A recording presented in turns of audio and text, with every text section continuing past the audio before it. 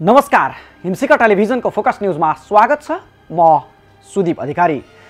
दर्शक महानुभाव, तपाईले हामीलाई आफ्नो टेलिभिजन सेटसँगै हिमशिखा टेलिभिजनको युट्युब च्यानल र फेसबुक पेजका माध्यमबाट विश्वका विभिन्न स्थानबाट पनि हेर्न सक्नुहुनेछ अनुकूल समयमा। दर्शकवृन्द, सुरुमा आज एउटा कथा सुनाउँछु। एकपटक देवताहरूका पनि देवता इन्द्र भ्रमण गरिरहेका बेला एउटा किसान सुक्खा जमिनमा गोरु जोतिरहेको देखेर किसानलाई सोधेछन्, यो खडेरीमा किन गोरु जोतिरहेका छौ? किसानले भनेछन्, आज बेलुका पानी पर्छ, भोलि खेती लगाउनु पर्छ, त्यही भएर आज जमिन जोतिरहेको छु। पानी पार्ने नपार्ने रिमोट आफूसँग भएको, तर किसानले पुरा आत्मविश्वासका साथ बेलुका पानी पर्ने बताएपछि इन्द्रले फेरि सोधेछन्, पानी पर्छ भन्ने के निश्चय छ तिमीसँग? किसानले उही विश्वासका साथ भनेछन्, हो, भरे अवश्य पानी पर्छ। यो सुनेर इन्द्रले रिसाउँदै बेलुका पानी नपार्ने योजना बनाए। उनले साँझ जुनकिरीलाई बत्ती नबाल्न, झ्याउकिरीलाई नकराउन र बादललाई नगर्जन आदेश दिएछन्। साँझ पर्यो, किसान आफ्ना गोरुलाई बेलुकाको घाँस हाल्न भन्दै पुल्ठो बोकेर गोठतिर लागेछन्। किसानको हातको बत्तीलाई जुनकिरीको बत्ती झैँ ठानेर झ्याउकिरी कराउन थालेछन्। जब झ्याउकिरी कराउन थाले अनि बादल बडो उत्साहका साथ गर्जिन थालेछ। बादल गर्जिसकेपछि प्रकृतिको नियम मान्नै परिहाल्यो। इन्द्रले पनि पानी पार्न बाध्य हुनु पर्यो। यसरी किसानसँग देवताका पनि देवताले हारेको कथा छ। तर अहिलेको परिस्थिति त्यसको ठिक उल्टो छ। किसान हारिरहेको अवस्था छ।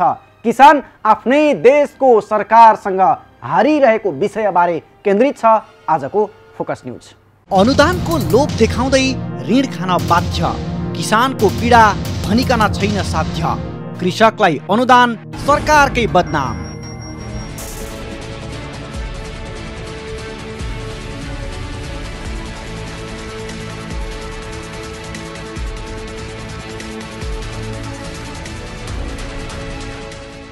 दर्शकवृन्द, कृषि क्षेत्रको उत्पादन प्रवर्धनका लागि सरकारले वर्षेनी कृषि अनुदान स्वरूप अरबौं बजेट खर्च गरिरहे पनि सोचे अनुसार उपलब्धि हात लाग्न सकेको छैन। सरकारले कृषि लक्षित यस्ता अनुदानका कार्यक्रम स्थानीय किसानका माझमा पुर्याउनु र उनीहरूलाई आवश्यक परेको बजेट तथा सेवा सुविधा उपलब्ध गराउनु प्रशंसनीय कार्य हो। सरकारको यो अभिभावकीय दायित्व पनि हो। कृषि प्रधान देश भएकाले कृषि उत्पादन र प्रवर्धन कार्यहरूमा सरकारको आवश्यक ध्यान जानु, नीति तथा कार्यक्रम निर्माण गरिनु र तिनको कार्यान्वयनका लागि जोड दिनु प्राथमिक तथा आधारभूत कार्य पनि हो। जीविकोपार्जनमुखी जीवन पद्धति कायम रहेको नेपाली जनजीवनमा थोरै भए पनि सेवा सुविधा र अनुदान सहयोगले निकै ठूलो प्रेरणा र हौसला प्रदान गर्छ।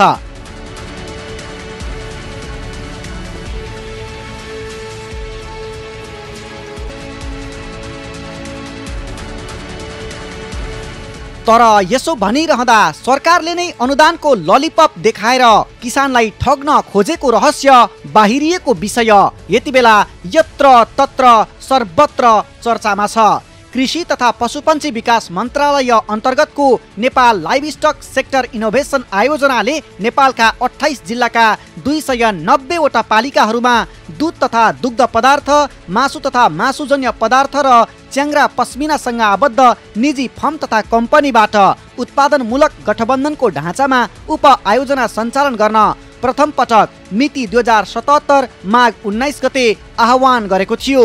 सो सूचना अनुसार किसानहरूले पनि अवधारणा पत्र पेश गरे।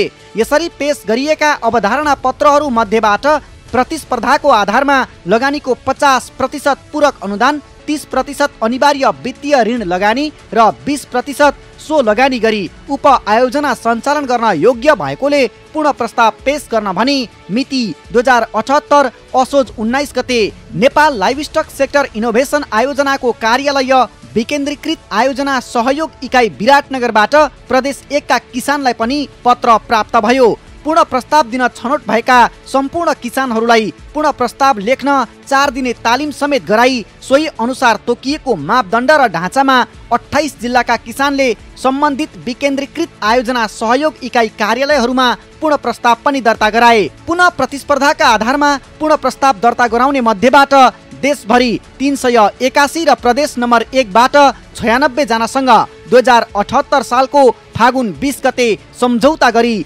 आयोजना कसरी सम्पन्न गर्ने भनी विकेन्द्रीकृत आयोजना सहयोग इकाइ कार्यालयहरूले नै 78 साल चैत 18 गतेदेखि चैत 21 गतेसम्म तालिम सञ्चालन गरेर सम्झौता अनुसार 3 खण्डमा आयोजना सम्पन्न गर्न शुभकामना सहित तालिमको आयोजना पनि भएको थियो। सम्झौता अनुसार पहिलो खण्ड अर्थात् प्रथम कोसेढुङ्गा सम्पन्न गरेर तोकिएको ढाँचामा बिल, भरपाई, बैंक स्टेटमेन्ट, कामदार डोर हाजिरी लगायतका कागजात राखी फाइल पेश गर्न जाँदा फाइल नबुझेर सम्मानित सर्वोच्च अदालतको अन्तरिम आदेश अनुसार भुक्तानी गर्न नसक्ने भनी नेपाल लाइभस्टक सेक्टर इनोभेसन आयोजना NLSIP-ले पत्र दिएपछि ती किसानको ठुलो नोक्सानी भएको र बैंकिङ कारोबारमा समेत कालो सूचीमा पर्ने निश्चित भएको देखिएको छ। यस्तो अवस्था सृजना भएपछि छानिएका ती किसानलाई यति बेला यो आयोजना नखाऊ भने दिनभरिको शिकार, खाऊ भने कान्छा बाउको अनुहार भने झैँ भइरहेको छ। त्यसैले त उनीहरू भनिरहेका छन्, हामीले सरकारको के बिगारेका थियौँ र सरकारले हामीलाई मर्न बाध्य बनाउँदैछ। यो सकेपछि सम्पत्ति नरहेपछि रोडमा आएपछि मैले के गर्ने, मेरो केटाकेटी भविष्य के गर्ने भनौँ न, एक किसिमको सकियो क्या, लाइफ सकियो, डोरी बोकेर नकुदे उपाय छैन। अब केही सिप लागेन भने अब ब्याङ्कले भोलि बेजतै गरेर निलामीतिर लान्छ भने, जब कि मेरो बाबुबाजे नगरेको कुरो लगान्छ भने भोलि त्यसै मरिन्छ। किन नमर्ने त, ठाउँमै गएर बरु झुन्डेर मर्दैन। के गर्ने त, उपाय के छ त, केही छ होइन।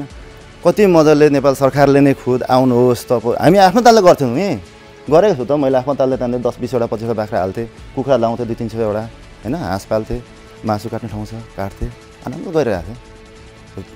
प्रलोभन देखाएँ, लोभ देखाएँ, गयौँ है, होला नि त के भन्दा साथ दिन्छु भन्नुभयो, हामी आफै मलाई दे भनेर गएको होइन। सरकारले अनुदान दिनु पूर्व राखेका लक्ष्य र कार्यक्रम यो अनुदान सहयोगबाट हासिल हुन सकिरहेका छैनन्। यसका पछाडि रहेका धेरै कारण मध्ये पहिलो हो सरकारको यस्तो योजना वैज्ञानिक छैन, बरु सस्तो लोकप्रियता हासिल गर्ने र भोट बैंक तयार पारेर राख्ने उद्देश्यमा आधारित देखिन्छ।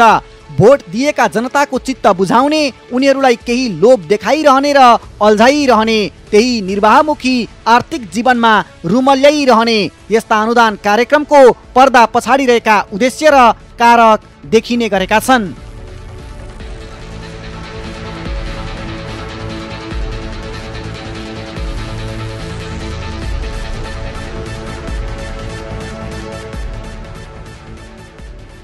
दर्शक महानुभाव, के यो देशमा केही गर्छौं भन्नेहरूको यो सरकारले खुट्टा तान्ने हो? दिन्छौं भनेर फकाउने, ललिपप देखाउने अनि दिने बेलामा एउटा व्यक्तिले मुद्दा हालेको कारण देखाउँदै सबैलाई एउटै घानमा पिस्ने हो? यही हो सरकारको किसानलाई हेर्ने नजर? बरु यसो गरौँ, सरकारले दिन त केही सकेको छैन, बरु सरकारको नाम नै छैन बहादुर, हुन्न बहादुर, ढाँट बहादुर राखिदिउँ। यसो गरे कसो होला? होइन भने अनुदानका लागि विभिन्न चरण पार गरेर दुःख गरेर यहाँसम्म ल्याइ पुर्याएका किसानलाई मर्ने अवस्थामा चाहिँ नपुर्याइदेऊ सरकार। यदि यो कार्यक्रम सरकारका कुनै प्रतिनिधिले हेरिरहेका छन् भने कृपया सम्बन्धित निकायमा पुर्याइदिनु होला, सुनाइदिनु होला किसानका पीडा, देखाइदिनु होला किसानका आँखाबाट झरेका आँसुहरू। अलिकता पनि इमान बचेको छ भने सरकारले पक्कै पनि यस विषयलाई गम्भीरतापूर्वक लिनेछ, पक्कै पनि। अब चाहिँ थप प्रसङ्ग यो रिपोर्टमा।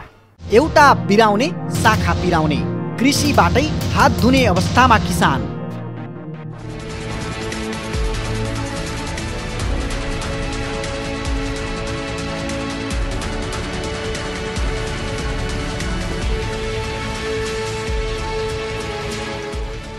दर्शकवृन्द, एउटा बिराउने शाखा पिराउने भने जस्तै भइरहेको छ यहाँ। नेपाल सरकार कृषि तथा पशुपन्छी विकास मन्त्रालयको नेपाल लाइभस्टक सेक्टर इनोभेसन आयोजना अन्तर्गत दूध तथा दुग्धजन्य पदार्थ, मासु तथा मासुजन्य पदार्थ र च्याङ्ग्रा पस्मिनासँग आबद्ध निजी फर्म तथा कम्पनीहरूबाट उत्पादनमूलक गठबन्धनको ढाँचामा उप आयोजना अवधारणा पत्र आह्वान भएको थियो। आयोजनाले उल्लेख गरे अनुसार उप आयोजना प्रस्तावहरूलाई प्रतिस्पर्धाका आधारमा 50% वा अधिकतम 1 करोड रुपैयाँसम्म पूरक अनुदान उपलब्ध गराइने तथा पूरक अनुदान प्राप्त गर्न चाहने आवेदक संस्थाहरूले उप आयोजनाको कुल लगानीको 30% अंश नेपाल राष्ट्र बैंकबाट इजाजत प्राप्त कुनै एक बैंक वा वित्तीय संस्थाबाट ऋण स्वीकृत गराउनु पर्ने र बाँकी 20% अंश नगदै सम्बन्धित बैंक वा वित्तीय संस्थामा जम्मा गर्नुपर्ने प्रावधान थियो। छानिएका किसानले पनि त्यसै अनुरूप काम गर्दै अघि बढे। तर धनकुटा स्थित मुगा मालबाँसे डिही कृषक समूहले आयोजनाले तोके अनुसारको कागजात पेश गर्न नसक्दा अन्यलाई दिने भनिएको 50% वा अधिकतम 1 करोड रुपैयाँसम्म पूरक अनुदानको पहिलो किस्ता नै समेत यति बेला रोकिएको छ। उक्त कृषक समूहका अख्तियार प्राप्त व्यक्ति तथा समूहका सचिव गंगा बहादुर थापाले सर्वोच्च अदालतमा मुद्दा दायर गरेपछि अनुदान वितरण नै रोकिएको छ अहिले, जसले गर्दा सबै कागजात पेश गरेर सम्झौता गरी काम गरिरहेकाहरूलाई समस्या भएको छ।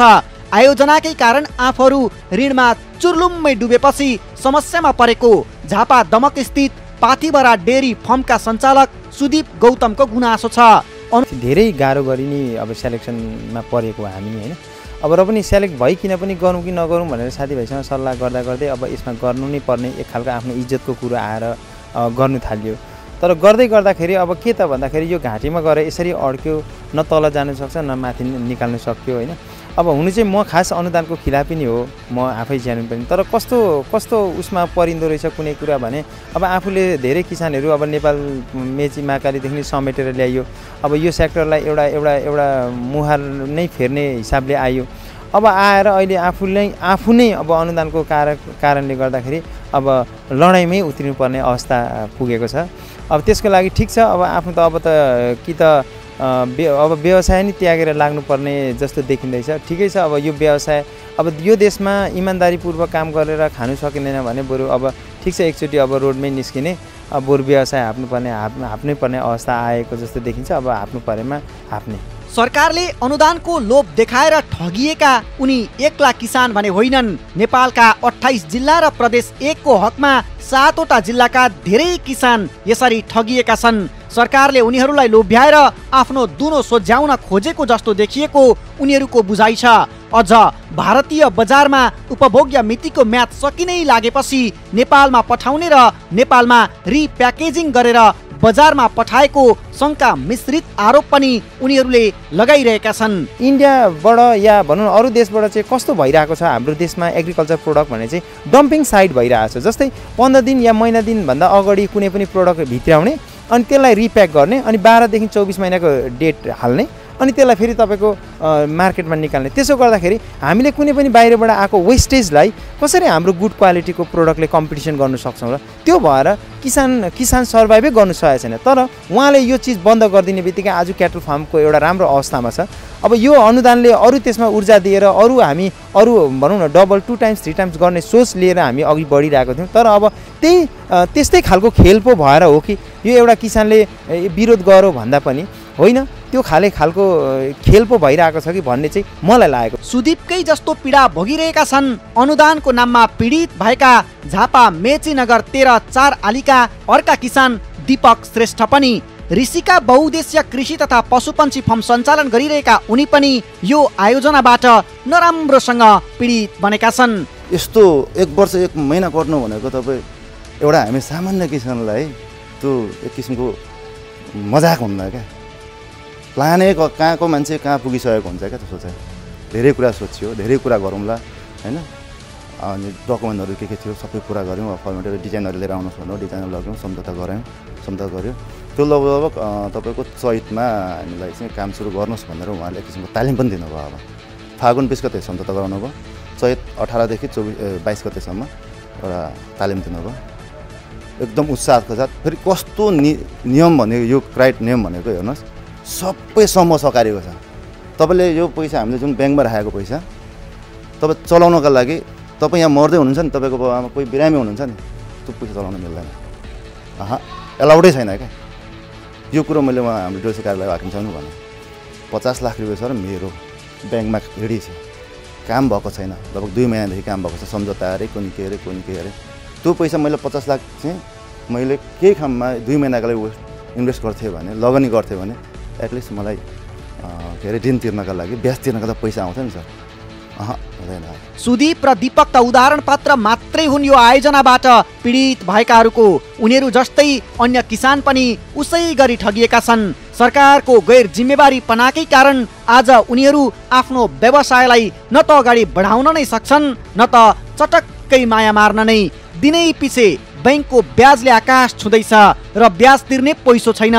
आयोजनाको मापदण्डका लागि निर्मित संरचनाहरू पनि लथालिङ्ग छन्, न त त्यसलाई निर्माण अघि बढाउन नै सकिरहेका छन् उनीहरू। यस्तो अवस्था भएको छ कि उनीहरूलाई नमरी जानु नगरी खानु भने जस्तो अवस्थामा सरकारले नै पुर्याइदिएको छ। बाख्रा पालन गर्न लागि हामी आफ्नो तरिकाले गर्थ्यौँ सानो पुँजी लगाएर, तर त्यतिखेर हाम्रो सरकारसँग सम्झौता भयो कि तपाईँलाई हामी केही अनुदान दिन्छौँ, तपाईँ ठुलै लगानीमा गर्नुहोस् भने हामी ठुलो लगानीमा थाल्यौँ। ठुलो लगानी गर्दाखेरि सरकारले हामीलाई सहयोग पनि गरेन। त्यसमा अहिले हाम्रो सबै काम लथालिङ्ग भयो, मान्छे नै मर्न मात्र स्थिति पुगिसक्यो। योभन्दा सरकारले के भन्नु, सरकार गैर जिम्मेवारी भयो भन्नुभयो।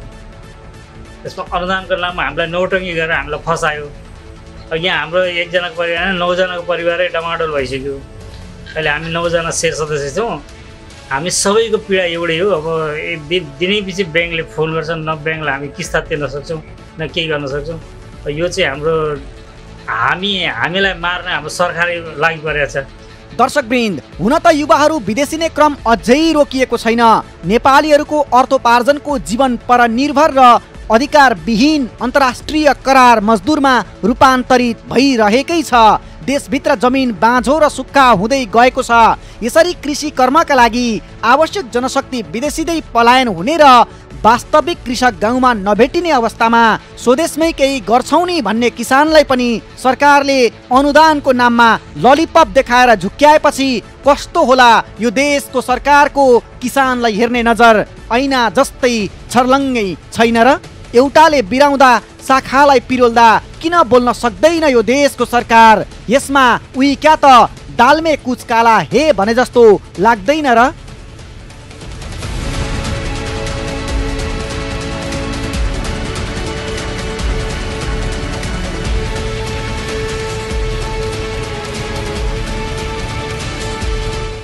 एक विशुद्ध कृषि प्रधान देश कृषिमा पनि अप्रगतिशील हुन्छ। प्रसिद्ध अर्थशास्त्री जेके गालब्रेथको यो भनाइ आज पनि नेपाली समाजमा चाहिँ उत्तिकै सान्दर्भिक हुन्छ। हरेक तह तबका र पक्षहरूको अग्रणी भागमा अटाउने यो शब्द र पेसामा यति धेरै जनताको संलग्नता भएर पनि हामी नै खाद्यान्नका लागि अर्कासँग निर्भर रहनु परेको छ। अहिलेसम्म लागू भएका प्रत्येक योजनाको पाना पल्टाएर हेर्न सकिन्छ देशको कुल गृहस्थ उत्पादनमा कृषि क्षेत्रको घट्दो योगदान हुँदा अब मात्र 27% खुम्चिदो छ कृषि क्षेत्र, अनि हराउँदैछन् मुख्य कृषक र आकर्षण बन्दैछ रहरे किसानको। हावादारी किसानको पछि लागेर होला सरकारको प्राथमिकतामा खाट्टी किसान कहिल्यै पर्दैनन्। त्यसैको ज्वलन्त उदाहरण हो कृषि अनुदान। केही गर्छौं भन्नेहरूले काम गरेको देख्दा यो देशको सरकारका नीति निर्माण तहमा बसेकाहरूलाई किन टाउको दुख्छ? हुन त अन्तैबाट मुखमा बुझो लगाउन पल्किएकाहरूले आफ्नै देशका दाजुभाइले गरेको काम किन मन पराउनु पर्यो? यस्तै भएको यहाँ पनि भन्दा के नै पो नापिएला र? नापिए पनि नापियोस्, तर किसानका पीडा र आँसु टुलु हेरेरै बस्न त सकिन्न नि। अब के हुन्छ त? थप प्रसङ्गसहित आउँछौँ एकैछिनको विश्रामपछि।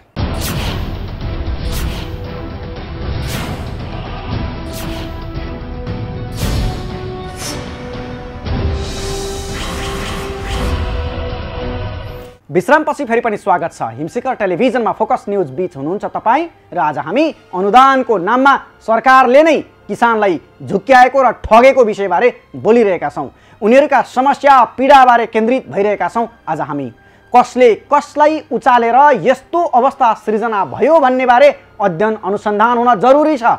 हुन त नेपालीमा एउटा भनाइ नै पनि त छ नि, पैसा देखेपछि महादेवको पनि त्रिनेत्र खुल्छ भन्ने। यहाँ त सरकार र सरकारसँग नजिक भएका मान्छेहरूको त्रिनेत्र किन खुलेन होला र? विश्व बैंकको अनुदान ओहो र्यालै चुहाएर किसान रुवाएका हुन् भन्दा केही नापिन्न। यस्ता किसान माराहरूलाई देशभरका किसानले खेद्दै डाँडा कटाए पनि हुन्छ। दर्शक महानुभाव, हुन त यो मुद्दा अहिले सर्वोच्च अदालतमा छ। आशा गर्छु यो देशमा अझै न्याय चाहिँ मरिसकेको छैन है। फेरि सम्मानित अदालतबाट पक्कै पनि यी पीडित किसानले ढिलो चाँडो न्याय त पाउलान्, तर लगन पछिको पोते के काम भने जस्तो भइदियो भने के गर्ने? बितिसकेपछिको न्यायको के अर्थ होला र? त्यसैले त पीडित किसानहरू यति बेला सङ्घर्ष समिति नै बनाएर आन्दोलनमा उत्रिएका छन्। सडकमा आउनु परेको छ उनीहरूलाई। उनीहरूले पत्रकार सम्मेलन नै गरेर आन्दोलनका कार्यक्रम सार्वजनिक गरिसकेका छन्। अब यही विषय जोड्दैछु यो रिपोर्टमा। पीडित किसान आन्दोलनमा उत्रिए, अब के हुन्छ?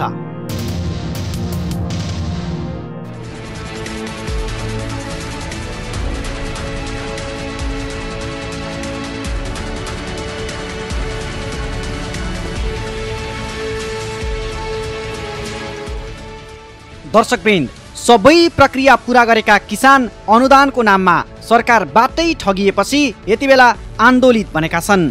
आयोजनाले तोकेको मापदण्ड सबै पूरा गर्दै निर्माण गरिएका संरचना पनि अधुरै रहेपछि उनीहरूलाई अर्को तनाव सृजना भइरहेको छ। यति बेला नेपाल लाइभस्टक सेक्टर इनोभेसन आयोजना पीडित सङ्घर्ष समिति बनाएरै उनीहरू सङ्गठित भएरै आन्दोलनमा उत्रदैछन्। उनीहरूले आन्दोलनका विभिन्न कार्यक्रम पनि सार्वजनिक गरिसकेका छन्।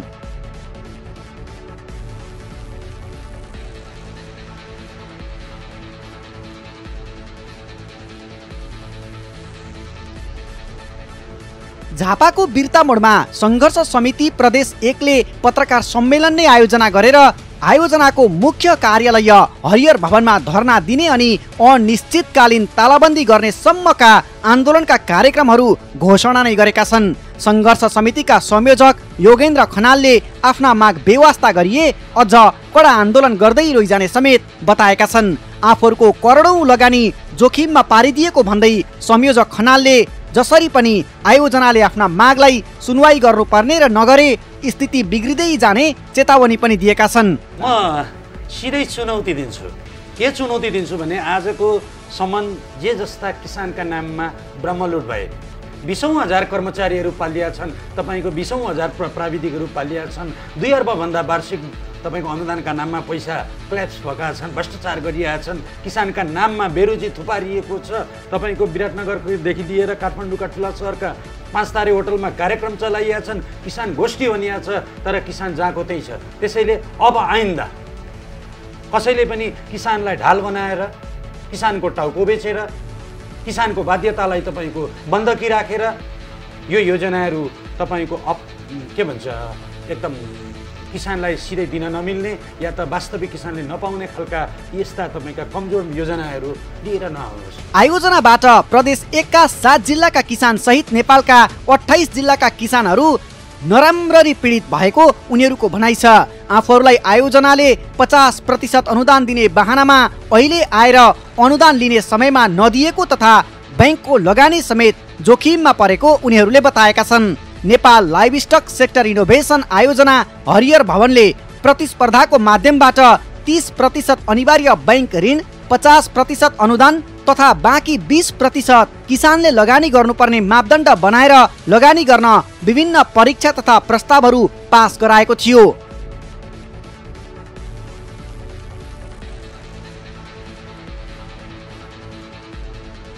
अहिले लगानी गर्ने समयमा कसैले मुद्दा हालेको बहाना बनाएर आयोजनाले रकम नदिएको सङ्घर्ष समितिले जनाएको छ। आउने भदौ 5 गते आयोजनाको मुख्य कार्यालयमा धरना दिने अनि 6 गतेबाट अनिश्चितकालीन तालाबन्दी गर्ने तयारी गरेको उनीहरूले जनाएका छन्।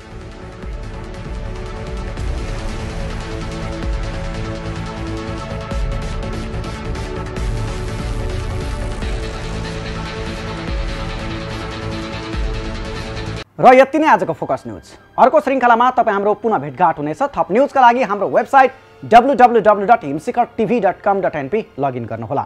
अनुकूल समयमा तपाईँले हाम्रा समाचार बुलेटिन र कार्यक्रमहरू हाम्रो अफिसियल युट्युब च्यानल र फेसबुकका पेजमा पनि हेर्न सक्नुहुनेछ। आजलाई हामी सबैलाई बिदा दिनुहोस्। नमस्ते।